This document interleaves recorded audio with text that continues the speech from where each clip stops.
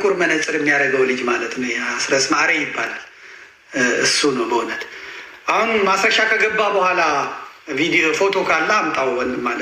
ማስረሻ አሁን እጁን ከሰጠ በኋላ እኔ ለመከላከያዎቹ ለማሳየት እናንተ 3 ወር ሰልጥናችሁ ጫካ ሄዳችሁ ዋጋ ከፍላችሁ እጅ እግር ተቆምጦ ቤተሰብ ተበትኖ የመጣችሁት፣ እነሱ ግን 3 ዓመት ተቀምጠው ሳይዋጉ ምን ሳይሉ ምን እንደሚመስሉ ለመንግስት እጃቸውን የሰጡትን ብትመለከቷቸው በጣም ነው የምትገረሙ። ተመልከቱ። አረጋ ከበደ አጎት ነው፣ ይሄኛው ደግሞ የአጎት ልጅ ነው። ስለዚህ አረጋ ከበደ የአማራ ክልል መሪ ነው፣ ጎጃሜ ነው። ይሄኛው ደግሞ የአማራ ክልል ፋኖ ጎጃሜ ነበረ።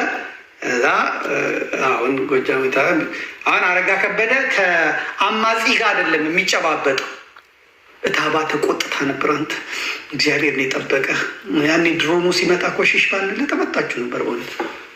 ያኔ ማን የሞተው? እናንተና የማን ልጅ ነው እሱ ይበለው።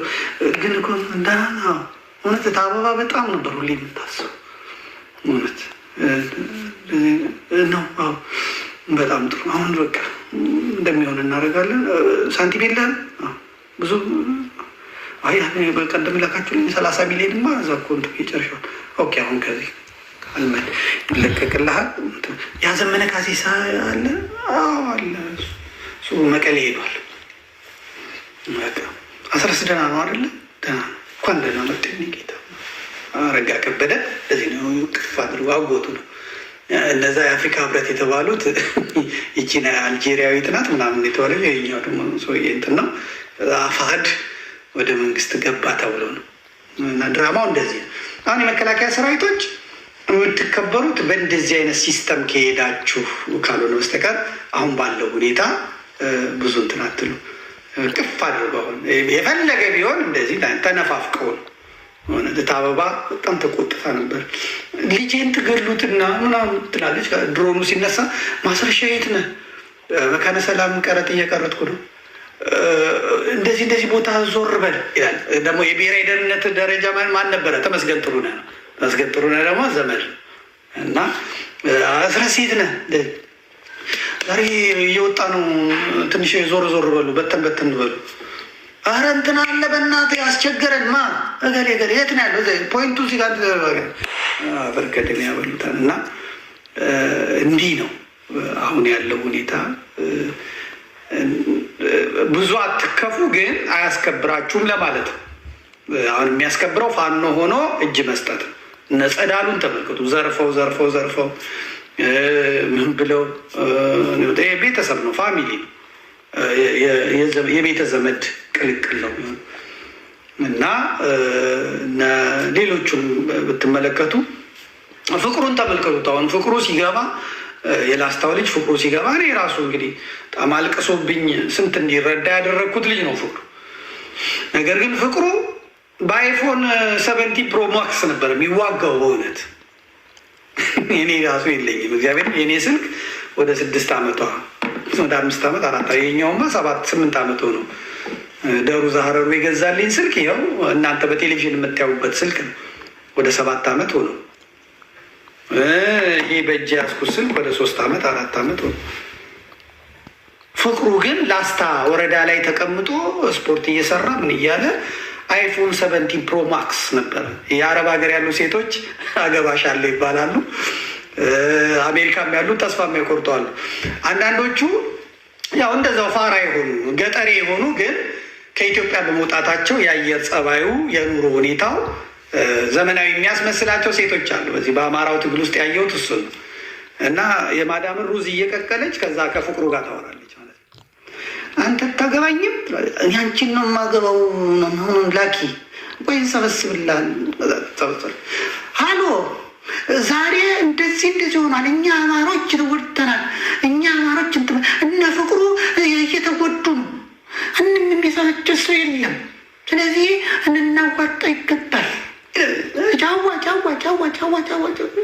ለፍቅሩ ይላክለታል። ፍቅሩ እውነት በእንደዚህ ሁኔታ ነበር የቆየው። እንግዲህ መጨረሻ ላይ እንደዚህ ዝንጥ ያለ ልጅ ገብቷል። ቼኑ ራሱ በቀደም እያየሁት ነበር፣ አሳያቸው። የአንገት ሀብሉ ራሱ ወርቅ ነጋዴዎች የላቸው ወርቅ ነጋዴዎች የላቸውም። የፍቅሩን የአንገት ወርቅ ሀብል ያየ ሰው ሰንሰለት ውሻ የሚታሰርበት ነው። ስልኩ ራሱ አይፎን ቢጫው አዶናይ እንኳን የለውም። በእውነት አዶናይ ራሱ አዶናይ ይገዛል፣ ግን የሚገዛለትን አላውቅም። ግን ፍቅሩ የለውም። ጸጉሩ ሰውነቱ ራሱ በጣም የሚያምር እንትን ነው። እና ለምን ምንድን ነው ያልኳቸው፣ አሁን እሱ ገብቷል። በአውሮፕላን ተልኮለት ምን ተልኮለት ነው የመጣው። አዲስ አበባ መኪና ተድቦለታል፣ ምን ብሎለታል። እናንተ መከላከያ፣ እሱ መከላከያ ነበር። ያው ግን እሱ ስራ ሲሰራ ስለነበረ፣ ሲዘርፍ ስለነበረ፣ ሲመታ ሲገል ስለነበረ መንግስት ይፈራዋል። አምጥቶ እንትን ብለዋል። እና ለልጆቻችሁ ልጅ ከወለዳችሁ ትንሽ ተጠንቀቁ። ፖሊስም አሁን ይንቃቸዋል፣ ህብረተሰቡ ይንቃቸዋል። መንግስት እንደ ቆሻሻ እንደ ጥራጊ ዕቃ ነው የሚይዛቸው። ምናልባት ይህንን የምናገረውን ነገር ሰምቶ ከራራላችሁ ብዬ መንግስት የዘመድኩን ሊያጣላን ነው ምናምን ብሎ ከራራላችሁ እንዲራራላችሁ ብዬ ጠንከር ያለ ነገር የምናገር ነው። እኔ ሳስተምርም እንደዚሁ ነው፣ ስናገርም ስመክርም እንደዚሁ ነው። የሆነ ትክክል እንቅጩን ነው የምነግራችሁ። እና እንኳን ከሞት ተረፋችሁ። አሁን ደግሞ የሚኒሻና የፖሊስ መጫወቻ እንዳትሆኑ። ምናልባት ኦሮሞነቱ ሊያድናችሁ ይችላል፣ የገዳ ስርዓት ሊያድናችሁ ይችላል። ያ ኦሮሞን አይገለውም አይመታውም በሚለው እሳቤ እንትን ካላችሁ ብዬ ነው። እግዚአብሔር ይሁናችሁ። እና ስትነጫነጩም እያየሁ ነው። አንደኛውም ተቀምጦ የሆነ ነገር ሲናገር ነበር። እስቲ አምጣ ደነኛ ሆነ እንደዚህ እንዳትል፣ ያለበለዚያ ደቡብ ጎንደር ነው የሚልኩ። መከላከያ ሆናችሁ ኦሮሞ ሆናችሁ ሽመልስ አብዲሳ እና አብይ አህመድን ብርሃኑ ጁላን ከተናገራችሁ ወይ ምስራቅ አማራ ይልኳቸዋል፣ ወይ እዚህ ሰሜን ሸዋ ይልኳቸዋል፣ ወይ ደግሞ የውባንተ ልጆች ጋር ነው የሚልኳችሁ። በዛ ከተለካችሁ እድል የላችሁም። ቀንድል ነው በቃ። እዚህ የኦሮሞ ልጆች ሆናችሁ ምሬት ቢኖርባችሁም እኛ ባትሉ ጥሩ ነው። ግን አሰማልን ስላላችሁ አሰማላቸው። የኢትዮጵያ ሕዝቦች ሁላችሁም ይህም መልእክት ሼር፣ ኮፒ ሊንክ፣ ሪፖስት እያደረጋችሁ ለመጨረሻ ጊዜ እንድታደምጡኝ እፈልጋለሁ። እነዚህ ልጆች እዚህ ላይ የምታዩቸው ከዚህም በፊት በጭንቅ ጊዜ በመከራ ጊዜ ትግልን የተቀላቀሉ የመከላከያ አባላት እንዲሁም የፖሊስ አባላት እንዲሁም የፌዴራል ፖሊሶችም የክልሎች ፖሊስም አባላት ያሉበት ናቸውና ቢሾፍቱ ከተማ ላይ የደረሰባቸው ያለ እንግልት በጣም የሚደብርና ለመስማት የሚዘገንን መሆኑን የብዙዎቻችን ጆሮ ውስጥ እየተሰማ ይገኛል። እና እነዚህ አባላት እንግዲህ የመከላከያ የፖሊስ አካላት ላይ ማስፈራራና ዛቻ እየደረሰ መሆኑን ሰምተናል። ሽጉጥ አወጥቶ አንድ የከተማ አስተዳደር ከንቲባ የሆነው ሽጉጥ አወጥቶ የማስፈራራት አይነቶች እንዲሁም ቡድን አዘጋጅቶ አደራጅቶ እነሱን የሚያግቱ፣ እነሱን እስር ቤት የሚያስገቡ፣ እነሱን የሚይዙ፣ እነሱ እንዳይናገሩ የሚያስፈራሩ አደራጅቶ እንዳለ እየሰማን እንገኛለን። በቢሾፍቱ ከተማ ላይ በተለያዩ ወረዳዎች ላይ በተለያዩ ክልላት ላይ እንዳለ የታወቀ ነው። ግን መናገር ያልቻሉ መናገር አቅቷቸው ዝም ያሉ ብዙዎች እንዳሉ መናገርለን እና እንደዚህ አይነት ነገር እየተደረገ ይገኛል። እነዚህ ልጆች ከዚህም በፊት ለሀገራቸው ዋጋ ከፍሎ አካለ ጎደሎ ሆኖ የሞቱ ጓደኞቻቸው ስንቱ እያለ የተሰዉ እያሉ እነዚህ ደግሞ በህይወት የመኖር እድል አግኝቶ ዛሬ ወደ የቀያቸው ሲመለሱ እንግልትና መከራ እየደረሰባቸው ይገኛል። በጣም አሳፋሪ። ከዚህም አልፎ እኔ በጣም ያሳሰበኝና በጣም ስጋት የሆነብኝ ነገር እነዚህ አባላት ላይ ጸጥታ አስከባሪዎች አባላት ላይ እንደዚህ አነዛቻ እና ማስፈራራ ካደረጉ ስንት ሲቪል ማህበረሰብን እያሰቃዩ እያፈኑ ስቃይ እያደረሱበት እንዳለ መገመት አያቅትም፣ አያስቸግርም። እነሱ መናገር ስላልቻሉ ተደብቆ ያለ ስንት ነገር እንዳለ አሁን ይገባናል ማለት ነው። ስለዚህ ሁላችሁም ለእነዚህ ልጆች ይሄ ቤት ጥያቄ ምንም እኮ አይደለም። ይሄ ቤት መሬት ምናምን መሬት ተሰጥቶ ቤቱ ካልተሰራበትም ምንድን ነው? መሬት ቤት ተሰርቶ ደግሞ ሰርቶ የሚኖሩ ካልላችሁ ይሄ እኮ ዘላቂ መፍትሄ ሊሆን ራሱ አይችልም። እቺ እኮ የመሬት ጥያቄ ማለት ማንኛውም ሌባና ጨበርባሪ ከስንትና ከስንት ቦታ አጠራቅሞ ይዞ የለ እንዴ? እቺ መሬት እኮ እነሱ አግኝቶ ነገ ሰርቶ የሚኖሩበት የሚተዳደሩበት ህይወታቸውን የሚተዳደሩበት ቤተሰቦቻቸውን የሚያስተዳድሩበት ከሌላችሁ የቤት መሬት መሰጠት ብቻ እኮ መፍትሄ ዘላቂ መፍትሄ ሊሆን አይችልም።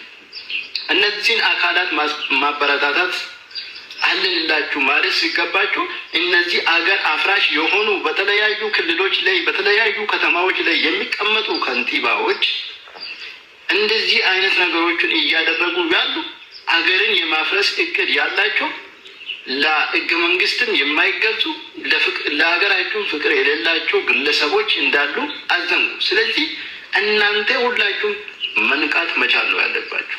ይሄ የአንድ መከላከያ ተቋም ጥያቄ ሳይሆን፣ ይሄ የአንድ የክልል ፖሊስ አባላት ጥያቄ ሳይሆን፣ ይሄ የሁሉም የኢትዮጵያውያን ጥያቄ መሆን መቻል አለበት። ስለዚህ ይህም ቪዲዮ ሼር፣ ኮፒ ሊንክ፣ ሪፖስት እያደረጋችሁ ለብዙ ሰዎች አድርሱልኝ።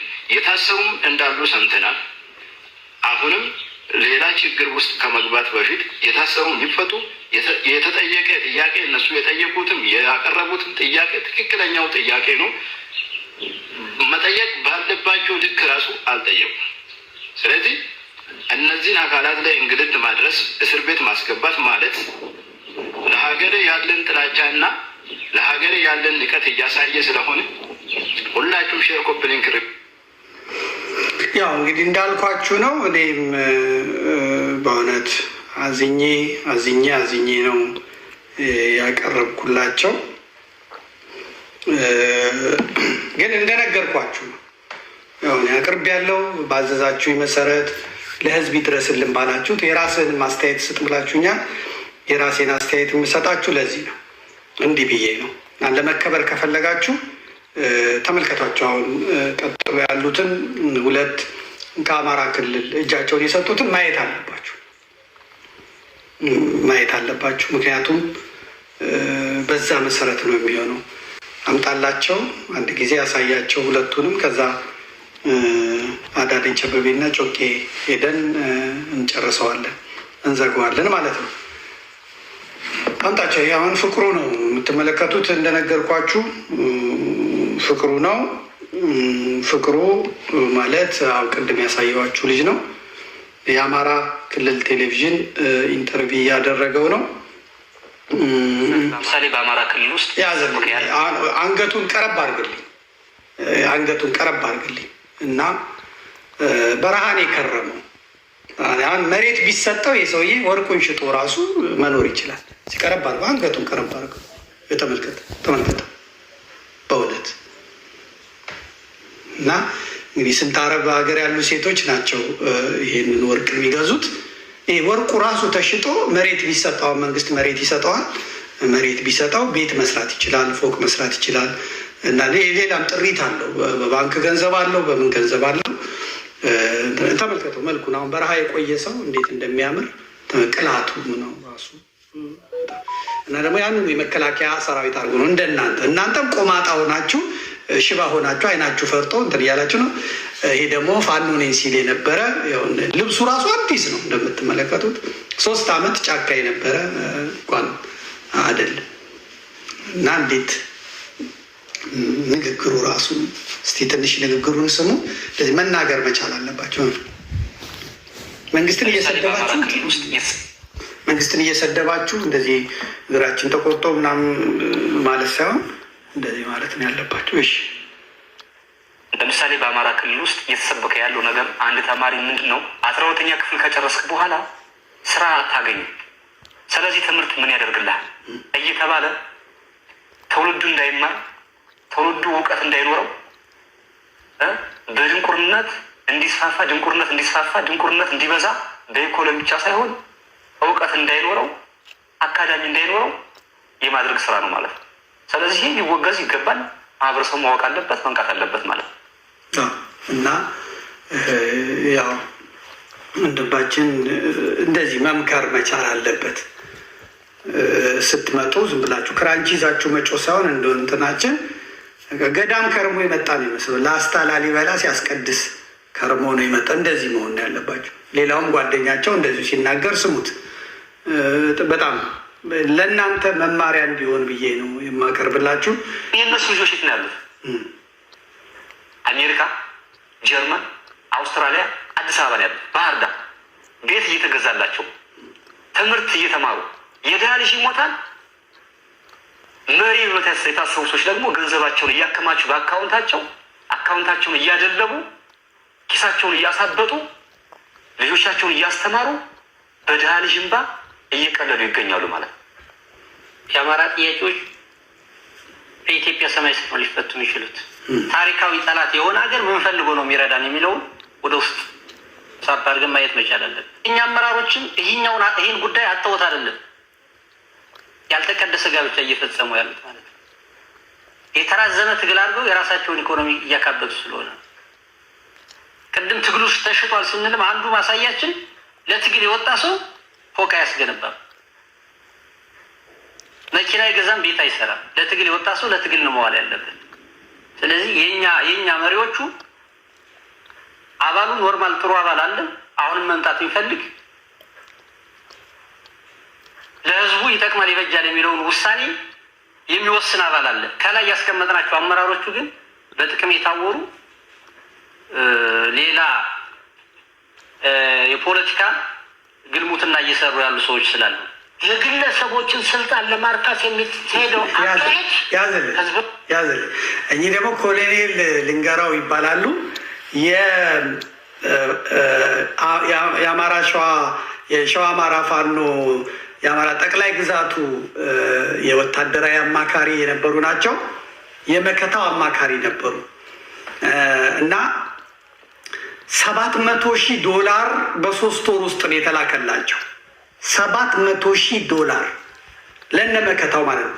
በሳምንት $40,000 $50,000 ይላክላቸው ነበር። የሚያስቀው የሸዋ ማህበር የሚባል አለ፣ የጎጃም ማህበር የሚባል አለ። ብሩን ይሰበስባሉ። እዚህ የአማራ ፋኖን ገንዘብ ይሰበስቡና ከዛ ገንዘቡ የሚላከው ለማን ነው? ሀገር ውስጥ መንግስት ላይነካው የሚችል ሰው ተብሎ የመንግስት ሰው ብልጽግና የሆነ ሰው ተፈልጎ ነው የሚሰጠው። ከዛ ያ ብልጽግና ሰው ደግሞ ለነሱ ይሰጣቸዋል እና ብልጽግናው ደግሞ ዶላሩን የት ያስቀረዋል? አሜሪካ ያስቀረዋል ማለት ነው። በዚህ ስራ ላይ በጣም ስማርት የሆኑ ፓስተሮች አሉ። የሚሳተፉ ፓስተሮች አሉ እና መንግስት ጋር ሲሄዱ ለመንግስት የሚጸልዩ ናቸው። አሜሪካ የራሳቸው ቢዝነስ አላቸው፣ የራሳቸው አካውንት አላቸው። ስለዚህ የተሰበሰበው የአማራ ፋኖ ተብሎ የተሰበሰበው ገንዘብ በዶላር ለፓስተሮቹ ይሰጣል።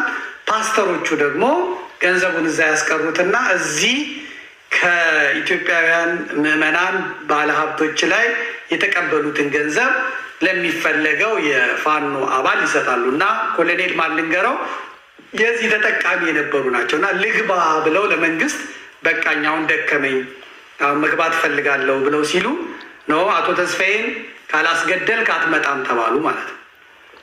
ስለዚህ ለመከታው ነግረው መከታው አበበ ጢሞ ጋሽ ተስፋዬኛ በአራቱም ክፍለ ሀገር ሄደው ሲያስታርቁ የነበሩትን አስረው ከዛ ለድሮን እንዲመች አድርገው ሌሎቹ የሚሉት ራሳቸው ናቸው የረሸኗቸው ነው የሚሉት። ነገር ግን ለድሮን እንዲመች አድርገው ድሮኗ ነጥቧን እዛ ላይ እንድትጥል አድርገው ጋሽ ተስፋዬን አስገደሉ። ጋሽ ተስፋዬ እንዳስገደሉ መከታው አጅቦ ጆብኖ ለመከላከያ ያስረከባቸው። አሁን ዛሬ መጥተው እንትን እያሉ ነው። እዛም ሲያጨሱ ነበር፣ ሲጠጡ ነበር፣ ሲሰክሩ ነበር። አቶ አሰግድን ያሳደዱ አቶ አሰግድን ዛሬ ይሙት ይኑር አይታወቅም። አቶ አሰግድ ጋሽ ተስፋዬ እኚህ ናቸው። እኚህን ያስገደለው ይሄ ኮሎኔል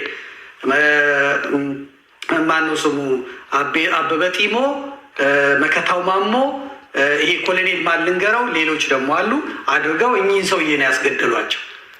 እኚህ ሊቅ ናቸው፣ የተማሩ ናቸው። ኢንተርቪዎቻቸውን አይቻለሁ። አማራ አንድ እንዲሆን የደከሙ ናቸው። እሱን ካላስወገድክ ተብለው እኚህን ሰውዬ በድሮን አስገድለው አስጨፍጭፈው ኮሎኔል ማልንገረው አሁን እጁን ሰጠ ማለት ነው። ከዛ ሰጥቶ የሚለውን እንስማው። ጥርሱ አልቋል።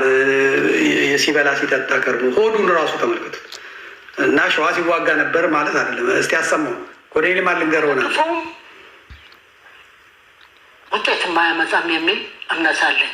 ስለዚህ ይሄ በመሆኑ ከነበርኩበት ቦታ ላይ ሁኔታውን እንዳወቅኩ እንዳረጋግጥ በአስቸኳይ በዚህ ትግል ውስጥ ከመሳተፍ ለመንግስት እጁን ዘርግቶ ግቡ እያለ ስለሆነ ወደዛ መጥቼ በሰላማዊ መልክ ብታገል ይበልጣል በሚል ውሳኔ ይኸው እዚህ ደርሻለሁ። ስርዓት ገልጽሰን ስርዓት የሌላት ሀገር ሜክ እንድናያዘው። ይሄ ደግሞ መርጌታ ነው። ከእስክንድር ጋር ነው አብረው ጫካ የገቡት ጎጃም እና ጎጃም ነው የገባው። ጌራ ወርቅ ይባላል። አሁን ኡጋንዳ ከሄደው ሌላው የጎጃም ልጅ ጋር ጋዜጠኛው ጋር ጌጥዬ ጋር ነው አብረው የገቡት ጫካ ከእስክንድር ጋር እና እስክንድር ጎጃም ሄዶ የነዘመነን ቡድን ሊጠልፍ ሲል እነሱ ነበሩ። በኋላ የአማራ ፋኖ በጎጃም አንድ ሲሆን ጌራ ወርቅም እንዲመጣ ተደረገ። ነገር ግን ጌራ ወርቅ እጁን እንዲሰጥ እና አስረስ በጣም ያበሳጩት ነበረ። አይጥና ድመት ሆኖ ቆይተው ይኔ እዚህ ምን አሳቀቀኝ ብሎ መሪጌታው ተመልከቱ፣ ኬፑን ግጥም እንዴት እንደሚያምር እንደውም አይታችሁ ነው። ሽኝቱ ራሱ ከሆነ ሲሸኝ ጌራ ወርቅ ቢራ ወርዶ ፍየል ነው በግ ታርዶ ነው ወንድማችን መሪጌታው አሁን ዛሬ እጁን ሰጥቶ እንትን እያለ ያለው። ልብሱ ራሱ በጣም ብራንድ ነው። ፊቱ ራሱ የፂም አቆራረጡ በጣም ብራንድ ነው። እና ለመከላከያዎቹ ነው ልሰጣቸው የፈለጉት። ይሄ ምክር ነው። እነሱ ለምን ገቡ ሳይሆን ምክር ነው። በአሁኑ ሰዓት መጨረሻ ላይ ምን እንደሚያደርጋቸው አላውቅም። ራሱ ስርዓቱ እነዚህ የገቡትን ሰዎች ምን እንደሚያደርጋቸው አላውቅም። እሱን ፈጣሪ ይወቅ። ግን አሁን ባለው ሁኔታ በጣም ተንከባክቦ ነው የያዛቸው። ስለዚህ መከላከያ ሆናችሁ ከነዚህ ጋር ስትጣሉ ቆይታችሁ እግራችሁን የቆመጧችሁ፣ እጃችሁን የቆመጧችሁ፣ አይናችሁን ያፈረጧችሁ እና እንደዚህ ነው የሚንከባከቡት። አንተን ደግሞ በሚኒሻ እሬቻህን ያበላሃል ማለት ነው። እና እግዚአብሔር ሆናችሁ መቻያውን ይስጣችሁ። እስቲ ስማው። ይሄ ደግሞ ወደ መርጌታው ምንድን ነው ያለው? ሌላኛው ህዝባችን ህዝብ ቀይ መስመር ነው ብለን ነው የተነሳ ነው። ግን ህዝባችንን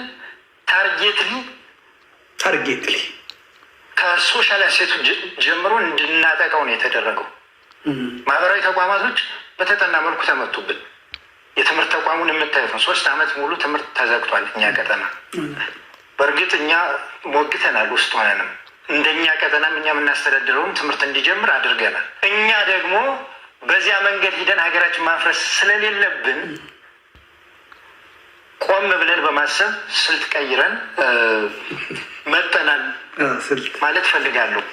ስልት ቀይረው የመጡት እነ ፕሮፌሰር እያሱን አሉ ጎንደሮችንም እንደዚሁ ነው የተቀበሏቸው። ስለዚህ የመከላከያ ሰራዊት አባላት እግዚአብሔር ጽናቱን ይስጣችሁ፣ ቁስላችሁን የውሻ ቁስል ያርግላችሁ። በጤና ያላችሁ የመከላከያ ሰራዊት አባላት ጓደኞቻችን እንዲተደረጉ እንደዚህ ተደረጉ ብላችሁ እንትን ማለት የለባችሁም። ያላችሁበት ችግር ይገባናል። አዘጋጃት ያላችሁበት ችግር ይገባናል። ግን ምን ልረዳችሁ አልችልም። አሁንም ደግሜ የምነግራችሁ እንደዚህ ውጊያ ላይ ያላችሁ ሜዳ ላይ ሆናችሁ ቲክቶክ የምትሰሩ የመከላከያ አባላት ሁለተኛ ቲክቶክ የመስራት እድልም ላታገኙ ትችላላችሁ። ምክንያቱም ወይ ምሬ ወዳጆ ጋር ይልኳችኋል፣ እናንተ ካልገባችሁ በስተቀር ምስራቅ አማራ ይልኳችኋል፣ ቀንዳችሁን ነው። እዚህ ሰሜን ሸዋ ቀንድ ነው። ጎንደር ብትሄዱ ደግሞ ቀንድ ነው። እዚህ በምዕራብ ጎንደር ብትሄዱ ቀንድ ነው የሚሏችሁ። ምናልባት ከተረፋችሁ አስረስ ማዕረ ጋር ከሄዳችሁ፣ ማርሸት ያሉበት ጋር ከሄዳችሁ፣ ጎጃም ከሄዳችሁ ምናልባት ያው ተቀብለው አስተናግደው ሴቱን ላይ ያቀርቡላቸዋል። በእውነት አሁን ለዛ ለትግሬው ያደረጉት እንደዛ ነው። ሲጋራ ያቀርባሉ፣ ሴት ያቀርባሉ፣ አልኮል ያቀርባሉ። እና እዛ ከሄዳችሁ ልትተርፉ ትችላላችሁ። ጎጃም ያሉ ደግሞ አማሮች ከገጠሟችሁ አለቀ። ህዝቤ ተጎድቷል፣ ቤተሰቤ ተጎድቷል የሚል አማራ ከገጠማችሁ አደጋ ነው፣ በጣም ከባድ አደጋ ነው። ይሄ ግን የብአዴኑ ክንፍ ካገኛችሁ፣ ነጥላውን አበጀ እነማ ካገኟችሁ በአንድ ይቀጥሩላችኋል፣ አዝማሪ ይቀጥሩላችኋል እና የኪስ ብር 8 ሺህ ብር ይሰጣችኋል፣ መታወቂያ ይወጣላችኋል፣ ልብስ ይወጣላችኋል። እናታችሁ ጋር እየተደወላችሁ ሊነጋገሩ